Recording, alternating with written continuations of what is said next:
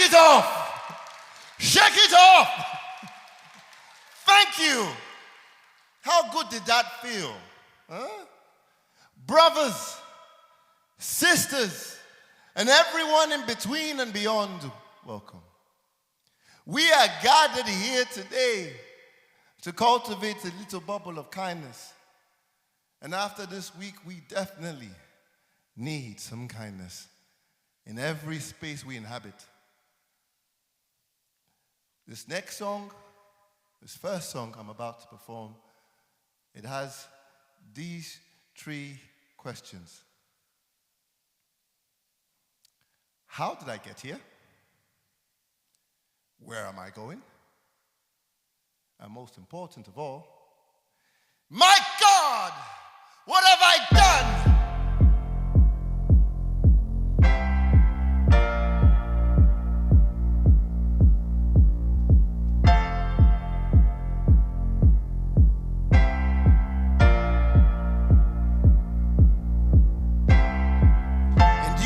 Find yourself living in unprecedented times, and you may find yourself on an overcrowded train ride, and you may find yourself half naked at a festival searching for signal, and you may find yourself in the staff room in your favorite bracing position, and you may find yourself overpaying for a single room in a house with 7 other people who are not your friends. You may ask yourself, well, how did I get here? Where am I going? How did I get here? Where am I going? How did I get here? Where am I going? How did I get here? Where am I going? And you may ask yourself, how can I untangle this? Is there an end game to this farce? Does this clown car crash or park? And you may say out loud, hold on, mate, just hold on. This is not the future that I bet my life on. This is not the love life that I swiped right on. These are not the friends or the friendships that I was hyped for. And you know you shouldn't complain. After all, you are living a beautiful life. But this is not your beautiful life in a constant state of in-between. Not certain of the destination. Not really keen on how we're getting there either. It just doesn't seem right. It just doesn't seem fair. And I miss 2008. Can we bring that year back? Is it too late? Has it been too late for too long?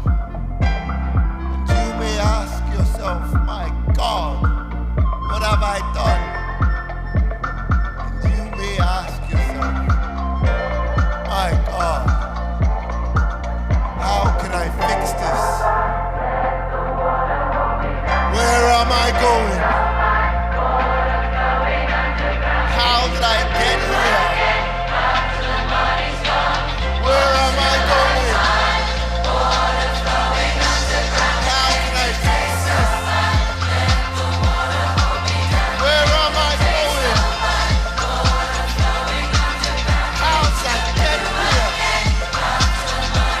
How can I fix this? Where am I going? How did I get here? Where am I going? How can I fix this?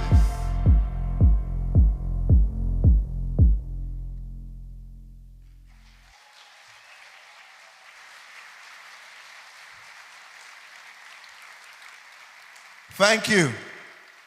My name is Joshua Idehen. This is Ludwig Parment. I am the words. He is the beats. And now for a public service announcement. Stay cool. Learn to swim. I only started learning last year, and now I am 42. And if you already know how to swim, good for you.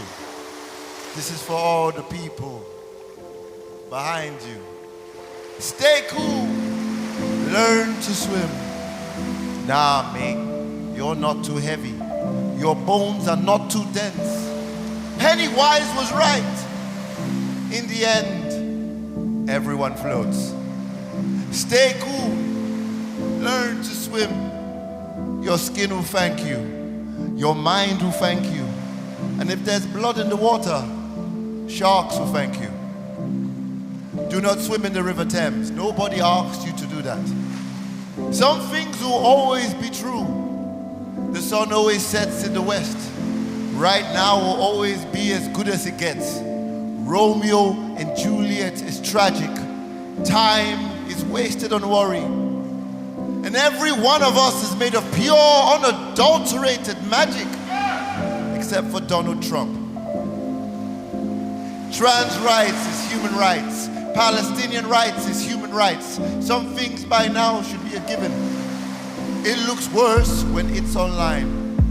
Facebook is not research no matter the number of hours you spent on it. There are no solutions at the bottom of a doom scroll. And you are never at your best when you are looking at someone else's highlight reel. Time heals all wounds and makes new ones, but a hot shower will cure 99% of bad vibes, trust me. You should be nice to yourself. You should be nice to people, except for Nazis. No one should ever be nice to Nazis. There's so many ways to be yourself. Just don't get lost in the options. All the paper straws in the world won't save a single polar bear, but making Amazon pay their proper taxes could. And all of your idols will let you down, except for Keanu Reeves. Because Keanu Reeves is perfect. You don't have to like Pink Floyd. You don't have to like Prince. None of it is by force. Every elder is a village, but some villages are full of racists and aren't worth the visit. Protect your peace. Cherish your joints. Eat your fruits and vegetables and mind your own business. Do not be afraid to dress like an idiot at least once in your life. Embrace your cringe. Embrace your cringe. New York is nice, but everyone should come to Malmö. If they won't let you join a union, start a mafia. That means you cannot seize, you should steal. And if you love doing a thing and you're not hurting anyone else or yourself, do the thing. Don't let anybody stop you doing the thing. If you love shoplifting from department stores, do the thing. Department stores are not people. And sometimes the answer is to sleep on it. Sometimes you need to face it head on. Sometimes it's scarier in your head. And when you stop running, you realize the monster was a shadow all along. And your heart will be broken. And you will break hearts. And when the dust settles in your spirit, do not forget to forgive yourself. Call all the friends you've fallen out with. Tell them you miss them. Dying right is overrated. But that does not mean you should down a bottle of Merlot and text your former lovers. Nothing good will come from that. Recognize the difference between alone and lonely. More often than not, you won't resolve all the loose ends in your life. You are not that kind of movie. You're more a rambling soap opera that will eventually run out of budget. And I hope you get old. I hope when you get old, compassion is cool again. And if you're lucky, one day you will wake up and you will be out of the zeitgeist eye. And you won't recognize the music. And you'd rather go to bed at 10 o'clock. And your pleasures will be gentler. Your movement slower. Your goalpost shifted. Your former burden slightly lifted. And that will be okay. Because it happens to the rest of us. Because it happens to the best of us. Maybe by then, Malma, maybe by then you would have stayed cool.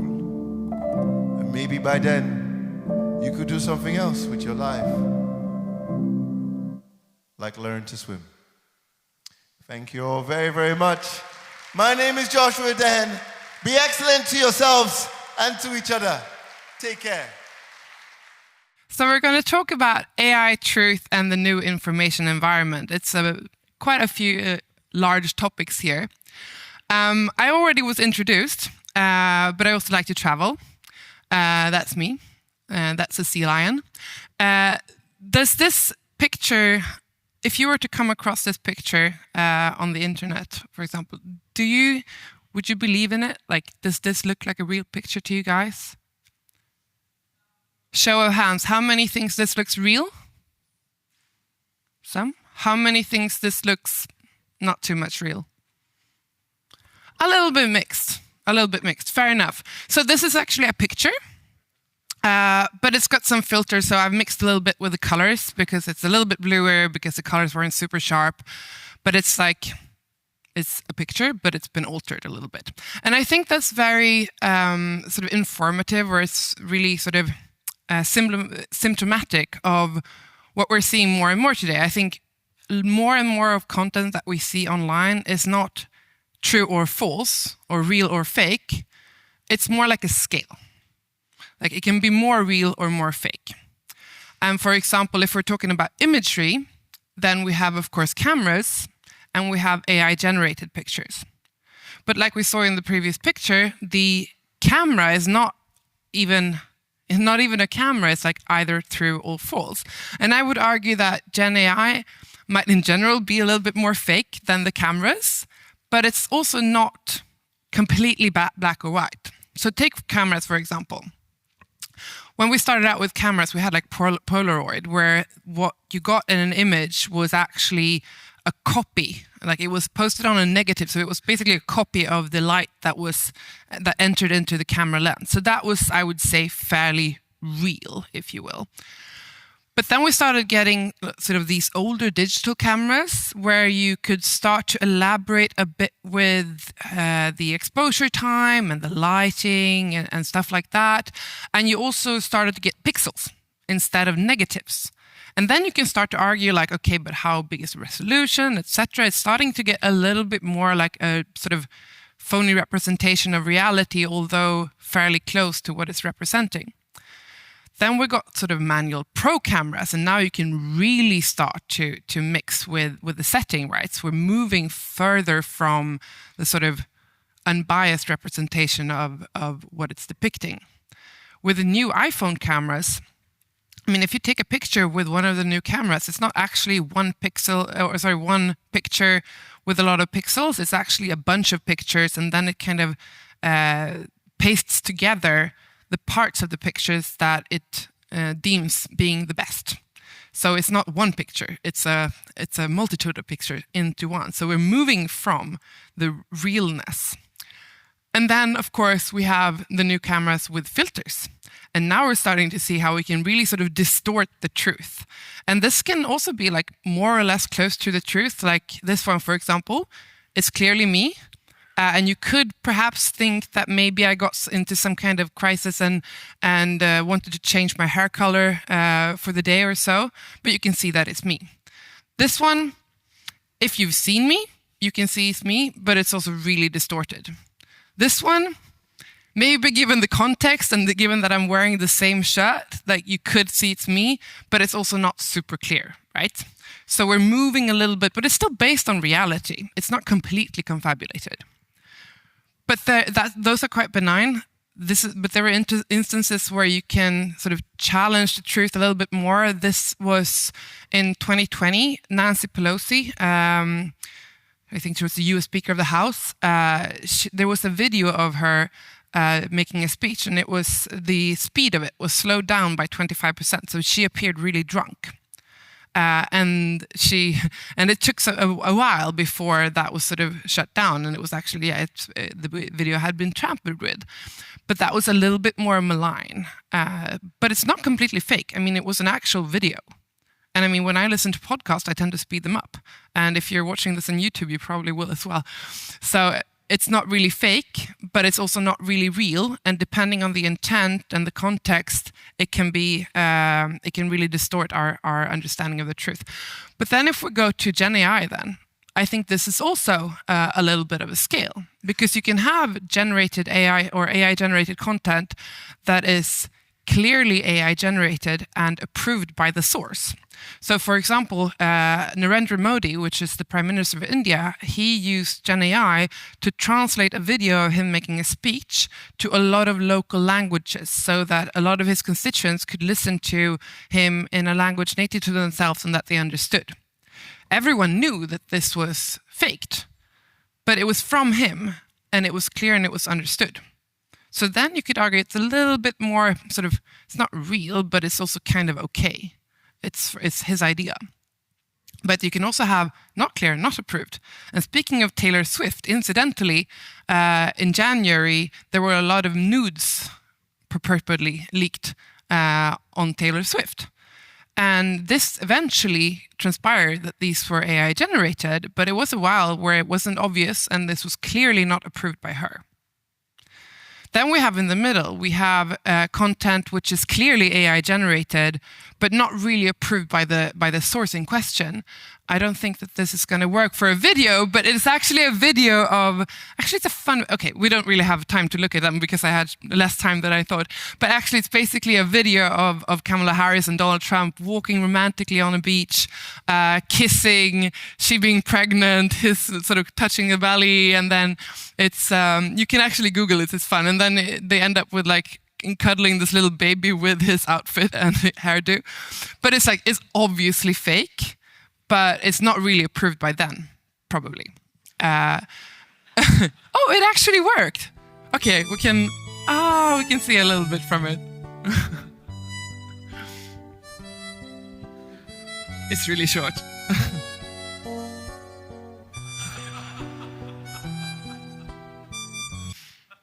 So clearly fake, but and quite funny, but probably not approved by them.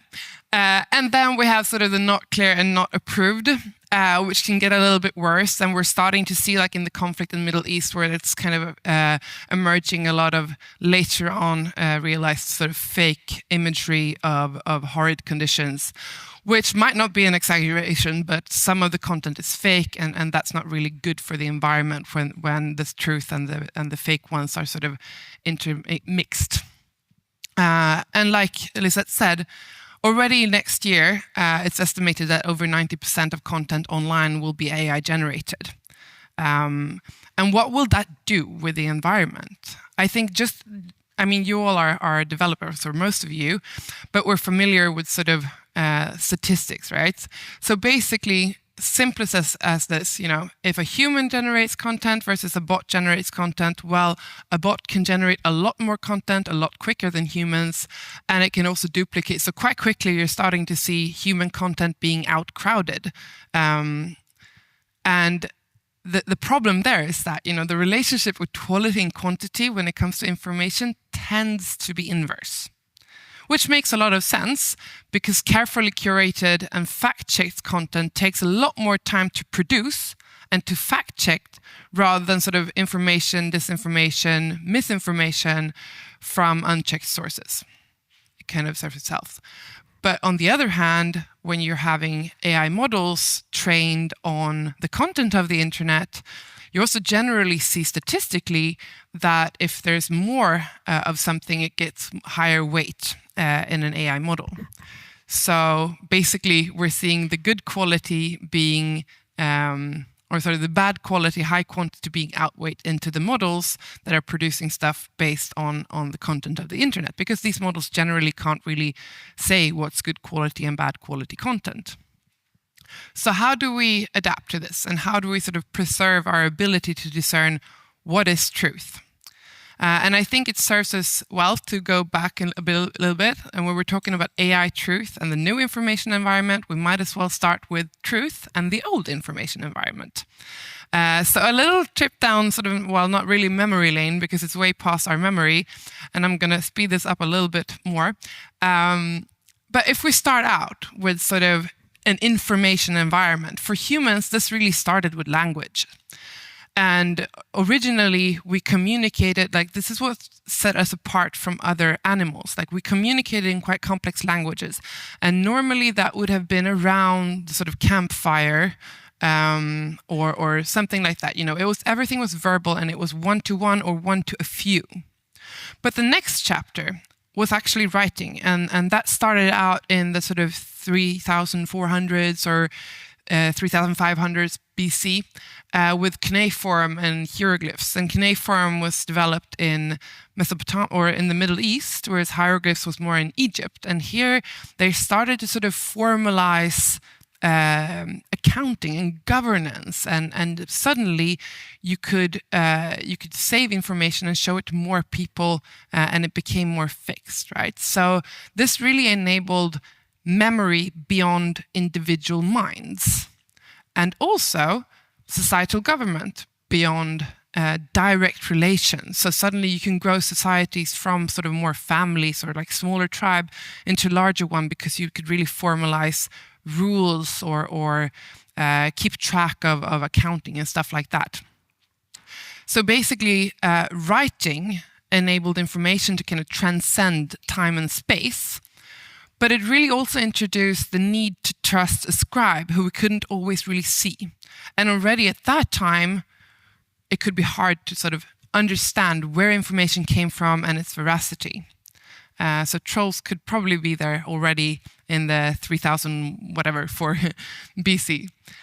But then skipping a couple of actually 1,000 years ahead, I think the next big chapter in information environment was printing. And then of course that's in the 1440s we got the Gutenberg press. And this really enabled democratization of access to information, because suddenly you could print volumes and it went a lot quicker, and more people could learn to read and write, well, maybe not write, but it really got spread. And these are some of the first sort of printed volumes. So you have the Gutenberg Bible. So the Bible obviously was like the first written or like printed book, and it was mass-produced in 160 to 108 copies. The middle one is the Catholicon, which is like a dictionary, actually. And then the third one was also in the 1600s. This is from the Netherlands, where pamphlets were actually used quite a lot. And some argue that it was fueling the tulip crisis, because it really made information about tulips and the tulip market spiral out of controls. And this is actually a satire, which was it was originally written as a satire, but by many it was perceived to be truth. But it was a satire about the inner workings of the church, and because of its sort of literary form, it was actually also taught in schools. So many misinterpreted the ship of fools to be truth. So it wasn't intended to be misinformation, but it sort of became misinformation. Then we have some other examples, like in the mid-1700s, actual misinformation was used in London, where you saw some people sending misinformation and alleging that the king was dead while he wasn't, just to be able to kind of stir a little bit unrest with the masses. In the early 1800s, there was actually, Britain was preparing to declare war with France, and there was like a fake letter or a fake announcement that everything was being settled amicably, and the London Stock Exchange jumped by 5% in one day because of fake news. So 1803 is like first deliberate misinformation. This is actually another. It was also intended as a satire, but in 1835, the New York Sun published a 6-part series about people being found on the moon or having been observed through a telescope from South Africa. And it was intended as a sort of fun story and just boost sales, but it started to get up and it got quoted by other more reputable magazines, and suddenly people really started to believe that there were men or bat-like men on the moon. So again, it sort of started as a satire, but then it spiraled out because it got picked up by other sources as truth, and then it just got morphed, which is going back to what we're seeing a lot today. And this, jumping back a little bit in time, The Witch Hammer was actually the first bestseller. And without going into too much details, basically it it was a priest or a monk that wrote this witch hammer about how the devil had like a society of witches on Earth that wanted to kind of bring down civilization. Sounds a lot like a 1400 version of QAnon, actually. But it caused the death, or the murder of a lot of witches, or purportedly witches, in the 1400s. So already then, like, you could see this misinformation, disinformation, people wanting to believe something that just sounded good, starting to perpetuate as well. This is how the access of written books, or the European output of printed books from the mid-15th century to the 18th century. And you can see that it's sort of exponential. And now this is going to be like the simplest math logic of the entire conference. If you have more units of information, people have the same amount of time at hand, logic being we can spend less time per unit of information in terms of understanding and fact-checking it, right? And we're seeing, again, the quality in terms of what we can look at in information and fact-check it stuff, and the quantity has an inverse relationship. But moving from printing, I think the chapter 4 in my little history here of information is sharing. And there really started out with the internet that kind of became enabled, or the internet sort of became the information highway. And what's interesting about digital information is that information in general can be shared. It's an asset that can be shared endlessly without reduced value, if you will. But digital information, or the internet, actually made the marginal cost of sharing virtually zero. So you could share endlessly to basically everyone with a connection. And that changed so much about how we're living. Like these icons, how we communicate changed. We're going from text or writing to apps, how we're researching, how we're listening to music or consuming media, how we're shopping has changed, how we're navigating. Nobody uses actual maps anymore. Education has changed, the way we work has changed, how we're interacting with friends and networking has changed, how we use security is increasingly not anything about physical security. I mean, we have a security track here, right? And it's not so much about physical security than digital security. And also like how we're using or leisure is also changing. We're looking more at YouTube or like TikTok or whatever. So it's changed so much about how we're living and consuming information. It's become a flood of information. And with this comes, of course, a lot of power, right? We're powerful because we get information, but also a lot of confusion because there's so much information and there's no way that we can actually fact check everything and see which sources are true or truer, if you will. And that's when we're entering the next chapter, which is basically generating. And of course, this is amplifying everything. And like I mentioned before, 90% of information online is going to be AI generated next year. This spring, I heard an expert saying like 65% was his estimate already this year. So it's happening really quickly. And again, a little bit of logic here. What happens when we start out in the 1990s, where most of the internet or the information of the internet was generated by humans and a little bit of it from machines? We went to like a little bit more of machines, right? We're starting, like IoT becomes more common, we're connecting more and more devices, and then we also have like a little bit of AI.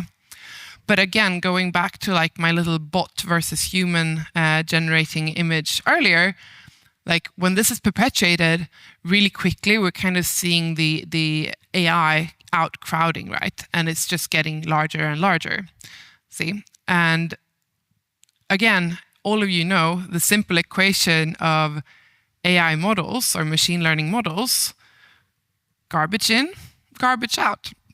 And if that's what we're getting in, it's probably going to be more or less what we're getting out. And again, inverse relationship between high quality fact-checked information and lower quality, higher quantity non-fact-checked information. So this is like an old one, but it kind of shows how you can, how the viskleken in Swedish can perpetuate information that gets slightly distorted and then it's given a whole new meaning. This image is probably from, I think, like a Wall Street setting. It's an old comic, but when we're actually adding AI here, this process gets a lot quicker. And that might not really matter, but it kind of depends on where this AI is coming from, right? Okay, that was a really bad resolution, but probably some of you recognize this character board, right? If it's just chaotic and neutral, the AI, then it's basically white noise. There's no, it's not systematic whatsoever, and you might find value in sort of the more systematized knowledge underneath. But what if it's chaotic and bad? Like just slightly skewed towards worse, but still chaotic? Or even worse, it's actually not very chaotic, it's just appearing chaotic. Then it's starting to matter, like, who do we think is behind it? And maybe I can't see it because the light is in my head, but basically we're seeing a lot already in terms of like influence operations when it comes to like campaigns and in the political landscape and stuff like that. So it's getting harder to discern, you know, what's the agenda behind the information that we're seeing. And I kind of wanted to add like a funnier picture here because it got really doomy. And I'm going to take this as a little break where I want you all to stand up because we're nearing the end. And I also want you guys to give yourself an applaud for making it this far. So thank you, that's amazing.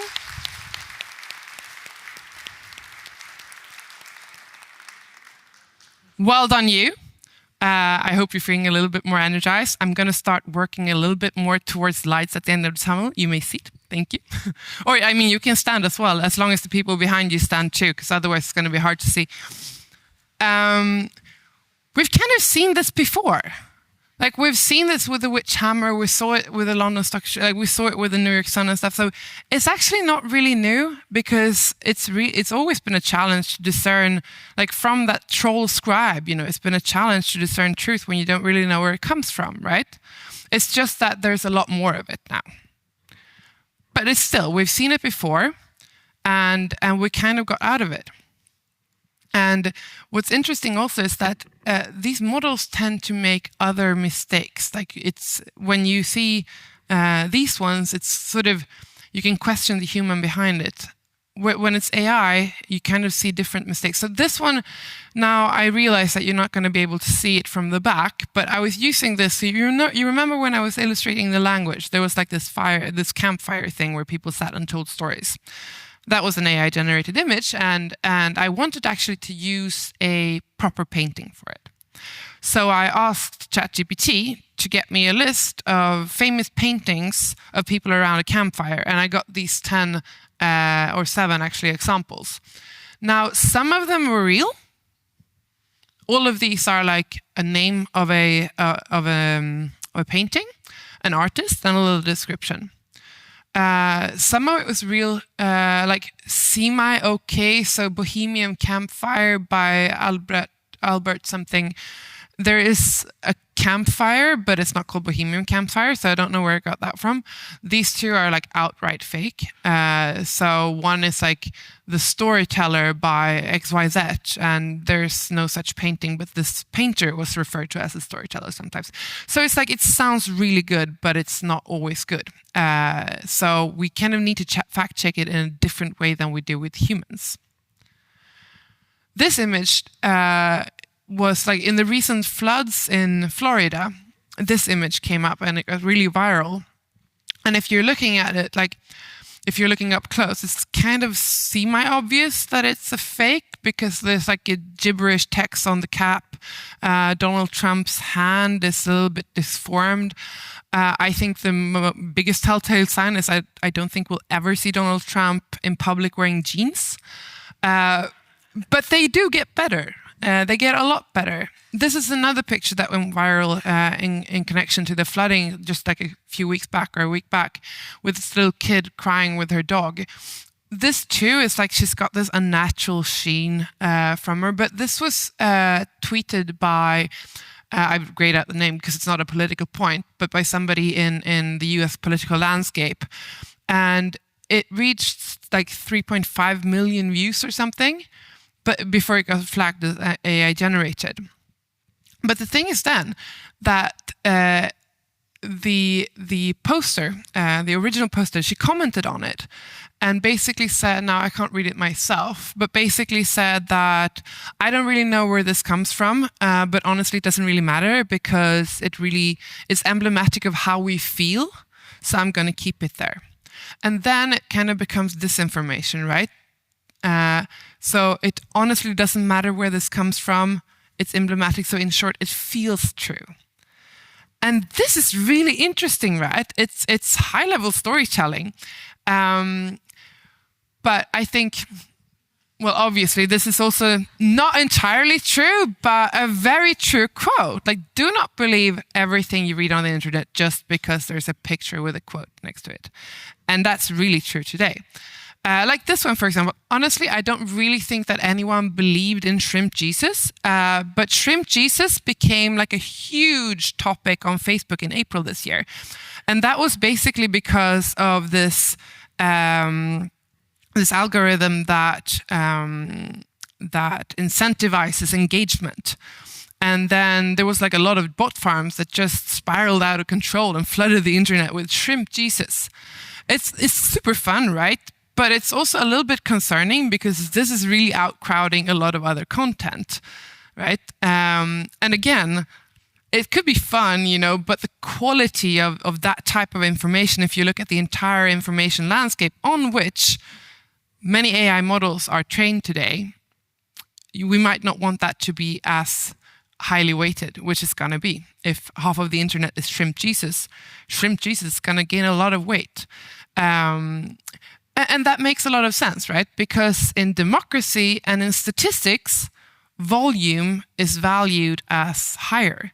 But that kind of also implies that there is sort of a neutral or a truthful intent behind everything. Then we're probably going to be more right than wrong if we're going for quality, or sorry, for the higher volume.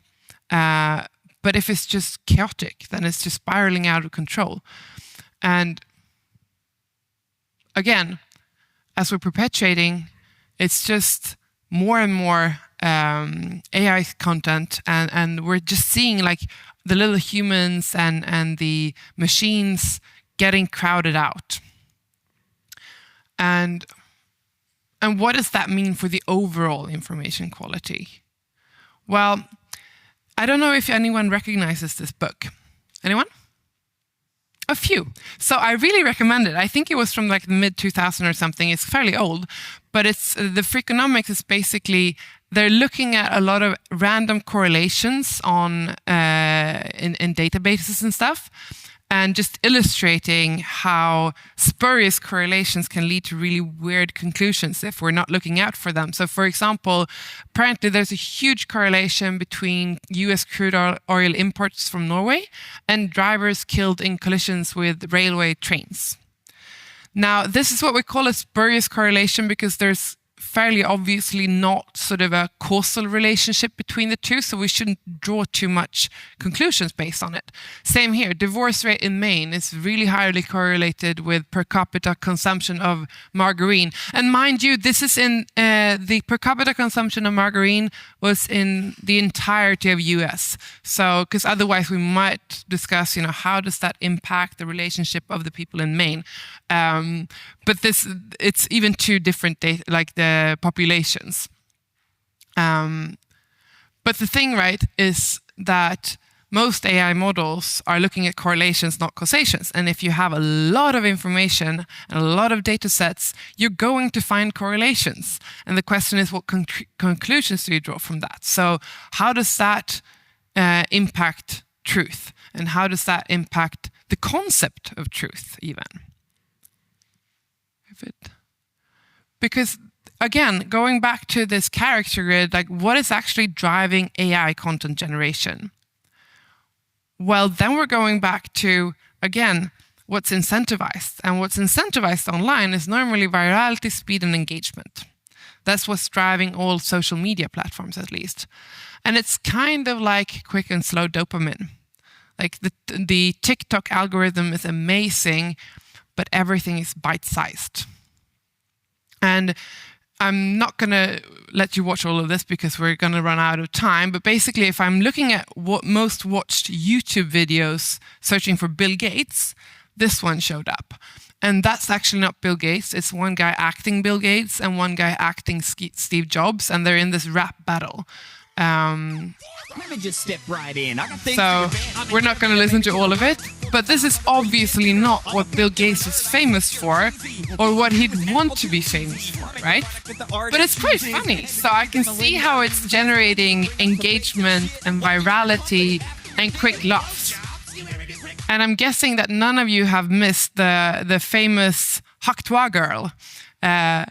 Also, like, you know, this video, it garnered like 8.3 million views in 1 month. And it's basically her on Bill Maher trying to set up her grandma with him on a date. So also quite funny, but like the quality of this type of information, meh. But this is really what gets incentivized because that's what kind of drives engagement. And again, the quick dopamine in terms of internet content is humor, it's novelty, it's surprise, and it's also very simplistic. Whereas the slow dopamine, the like going for a jog instead of scrolling TikTok is more like objectiveness, fact-checking, old news, complexity, triangulation, nuance. It's kind of healthy, you know, but it's not that sort of virality thing. Again, if what's incentivized is not what's really aligned with the slow, healthy dopamine, we're going to see it being outcrowded. This was a study about these social media algorithms, and I'm not sure you can see it.